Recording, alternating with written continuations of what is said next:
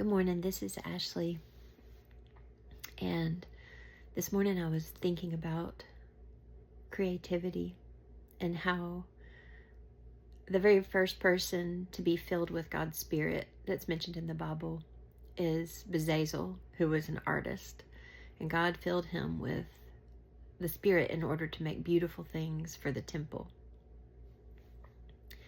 I was also thinking about Joshua chapter 4, I think, where stones of remembrance were instructed to be made or piled up in order to remember God's mighty act of helping them cross the Jordan into the promised land.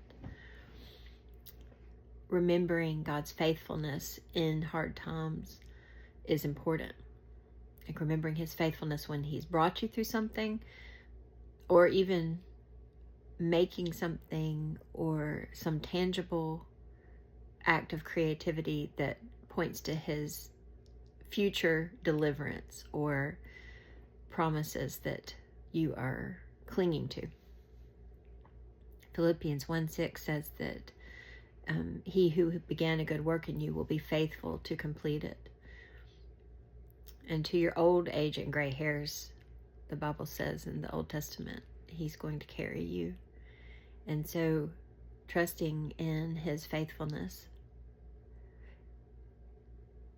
it may be satisfying to your soul to make something tangible that expresses that in some way. This morning I was just writing down different ideas. Some of these I've done in my life. Some of these I've done recently. If you are a gardener, you could make a little memorial garden or even just a faith garden. This could take on any expression that you desire.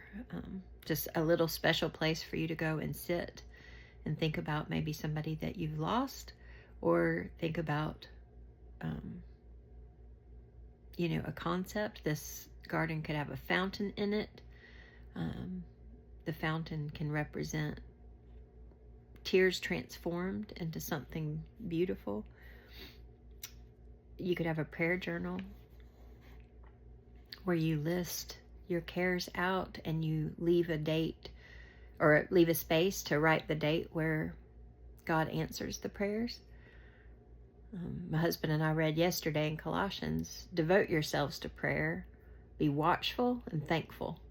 And I love that verse because it just implies so much in there. If you devote yourself to prayer, be watchful for God to answer these prayers, and be thankful because he's going to answer them. You could have a jar of marbles, and each marble represents one of your concerns or anxieties or things that you want to give to the Lord. And so as you put these marbles in the jar, you see it filling up, and it's pretty to look at. You could have a box. I met a lady not too long ago.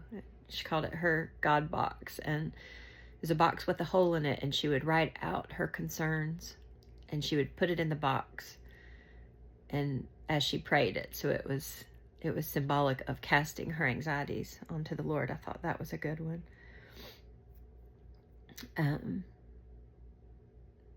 This is one that I enjoy just because I enjoy writing poetry, but you could even write down one of your concerns. Like, let's say you have a diagnosis of cancer.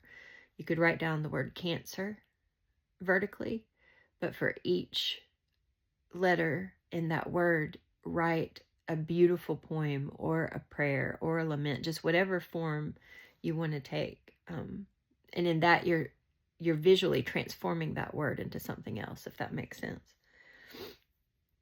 You could write down a list of your cares and then go outside and burn it. And then just bury it. You could bury the ashes, or you could scatter the ashes into your garden. You could make art out of broken things. You could make mosaic, stained glass, or kintsugai pottery. You could buy a fountain, and so that sound, it's sort of symbolic of tears. if you've been crying a lot and it's tears of grief, you could buy a fountain, which is a beautiful sound. It sort of rewrites the narrative of your tears. You could write your cares on stones, and you could go on a hike and you could toss these stones into the creek or river or lake. And you could also write a list of your cares, or write a list of anxieties, or even a letter to a loved one, and you could bury it and plant a tree on top of it, which would be symbolic of something beautiful growing from something that was painful. The list is completely endless, and creativity is completely endless. God is the ultimate artist and the ultimate creative, but being made in his image, and he's a creator. We are made to create, even if you don't consider yourself an artistic person. This can be a cathartic thing to do. You could even, perhaps there's a verse he's given you that means the world to you. You could look for it on Etsy, or even make it and get a big version of it and put it on your wall so that you see it and remember it. So